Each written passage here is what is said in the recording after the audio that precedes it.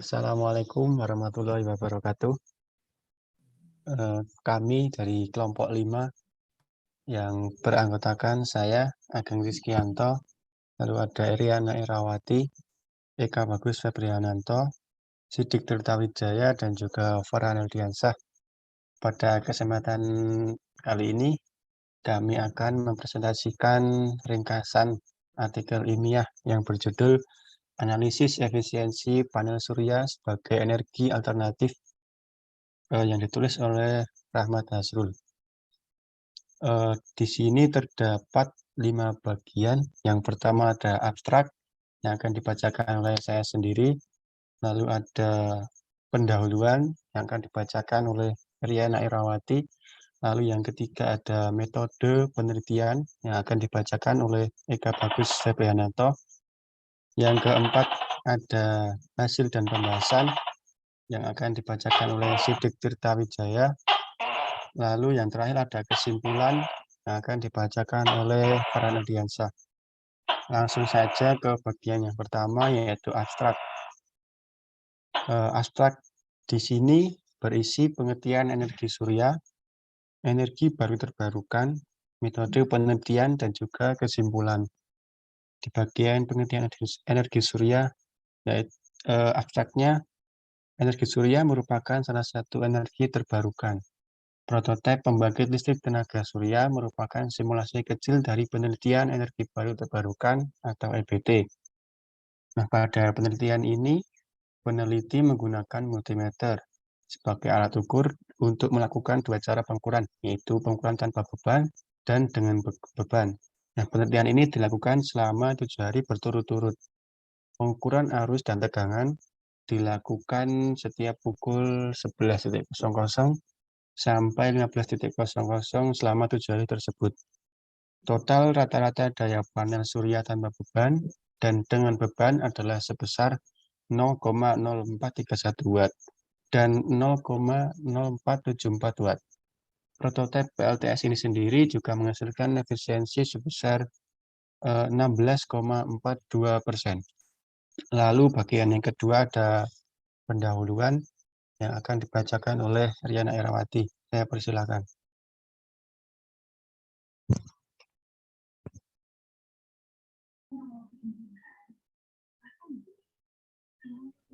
Lalu selanjutnya ada pendahuluan. Di pendahuluan ini ada pengertian energi. Energi merupakan kebutuhan yang sangat penting bagi makhluk hidup dalam kehidupan sehari-hari.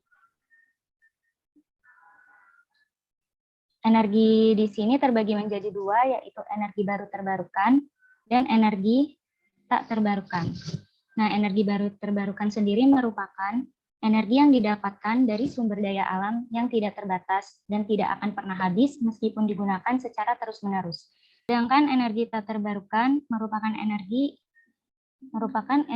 yang terbentuk dari fosil bumi yang berjuta-juta tahun lamanya, berbeda dengan energi terbarukan yang tadi. Energi tak terbarukan jumlahnya juga sangatlah terbatas dan akan habis apabila digunakan terus-menerus. Di masa depan, energi baru terbarukan akan semakin memberikan peran yang sangat besar untuk memenuhi kebutuhan energi untuk makhluk hidup dalam kegiatan kesehariannya. Hal tersebut dikarenakan bahan bakar fosil yang merupakan energi tak terbarukan dimanfaatkan oleh pembangkit-pembangkit listrik konvensional dalam waktu yang lama dan menguras sumber energi tak terbarukan, sehingga cadangannya semakin lama semakin sedikit. Salah satu solusi untuk menghadapi hal tersebut ialah menggunakan energi terbarukan, salah satunya adalah energi surya. Nah, di sini keunggulan energi surya dibanding energi fosil itu, yang pertama, energi surya mudah didapatkan karena berasal dari matahari itu sendiri. Lalu yang kedua, ramah lingkungan. Dan yang ketiga, sesuai dengan kondisi geografis yang bermacam-macam. Lalu yang keempat, pemasangan, pengoperasian serta perawatannya tidak sulit. Dan yang terakhir, energi listrik yang didapatkan dari energi surya bisa disimpan dalam baterai. Selanjutnya ada metode hasil yang akan dibacakan Eka Bagus.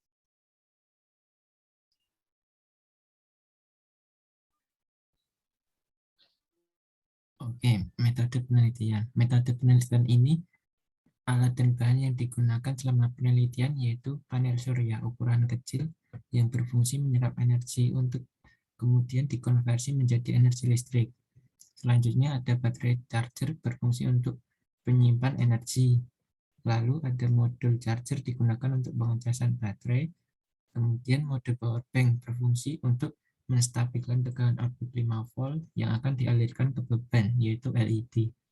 Kemudian ada switch atau saklar untuk menyalakan dan mematikan beban. Selanjutnya ada LED yang berfungsi sebagai beban daya listrik yang dialirkan. Kemudian ada alat ukur multimeter digunakan untuk mengukur arus maupun tegangan yang dialirkan dari prototipe panel surya mini. Kemudian pada blok diagram alat pada perancangan prototipe PLTS, pertama solar panel menerima cahaya matahari, kemudian dikonversi menjadi energi listrik, lalu dialirkan ke modul charger akan mencharge baterai charger. Selanjutnya, pada modul charger akan disambungkan ke modul power bank sebagai output.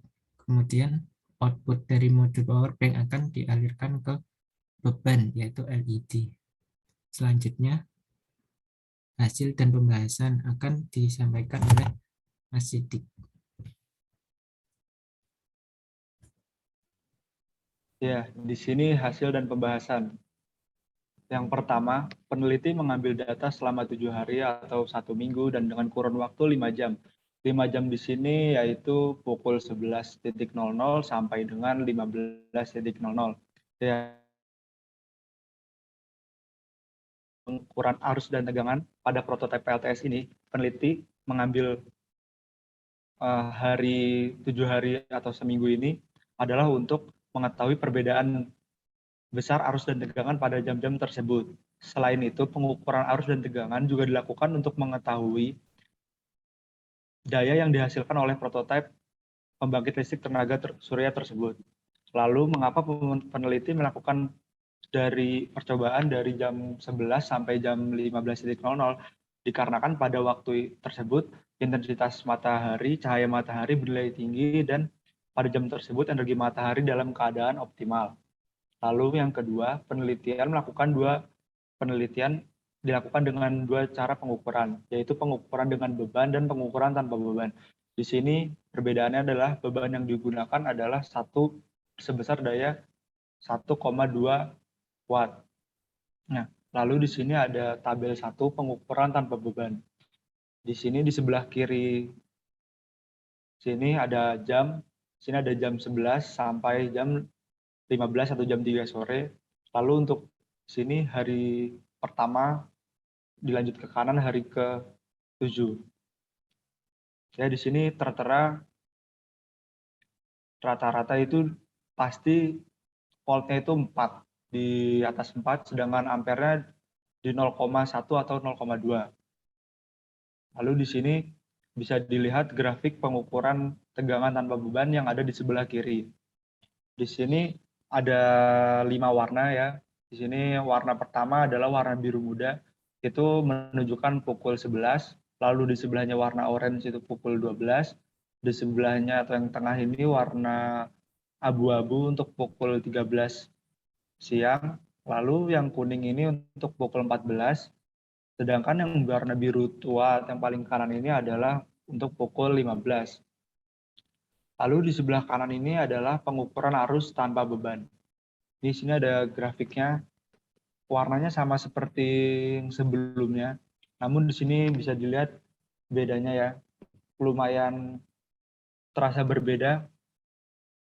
Lalu untuk tabel kedua adalah pengukuran dengan beban. Sama seperti halnya pengukuran tanpa beban, tabel ini disediakan sama ya, bisa dilihat di sini. Lalu selanjutnya ada grafik pengukuran tegangan dengan beban yang ada di sebelah kiri. Lalu dan sebelah kanannya adalah tabel grafik pengukuran arus dengan beban. Selanjutnya, di sini ada grafik rata-rata tegangan selama 1 minggu berturut-turut selama penelitian. ada di sebelah kiri sini. Yang biru itu menunjukkan tanpa beban, lalu yang orange itu yang dengan beban. Lalu yang di sebelah kanan di sini ada grafik rata-rata arus selama 7 hari. Di sini warna biru tanpa beban, sedangkan yang orange itu dengan beban. Bisa dilihat di sini setara ya, rata-rata di 0,01 ampere. Lalu selanjutnya di sini ada grafik rata-rata daya selama 7 hari. Untuk warna biru masih sama, di sini digunakan untuk daya tanpa beban yang ditunjukkan dalam watt, sedangkan yang satunya warna oranye daya dengan beban. Nah, di sini terlihat cukup jauh ya bedanya.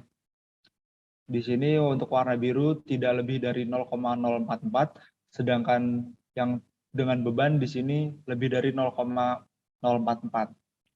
Ya, di sini selanjutnya hasil kesimpulan bisa dilanjut Mas Farhan. Ya, setelah melakukan penelitian didapatkan kesimpulan yang pertama, daya dari panel. Rata-rata daya yang dihasilkan panel dalam sehari jika tanpa beban yaitu sebesar 0,0431 watt. Sedangkan rata-rata daya panel jika dengan beban LED 1,2 watt yaitu sebesar 0,0474 watt. Yang kedua, ke efisiensi panel.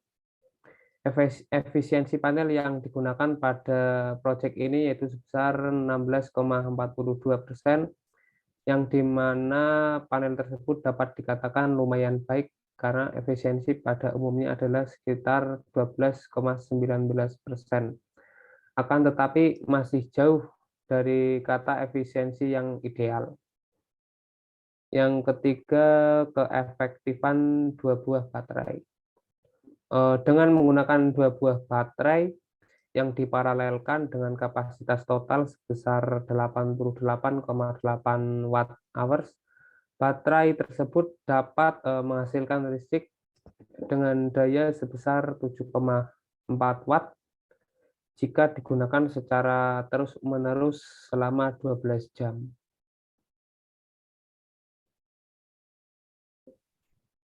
Demikian presentasi dari kelompok kami mengenai ringkasan artikel ilmiah.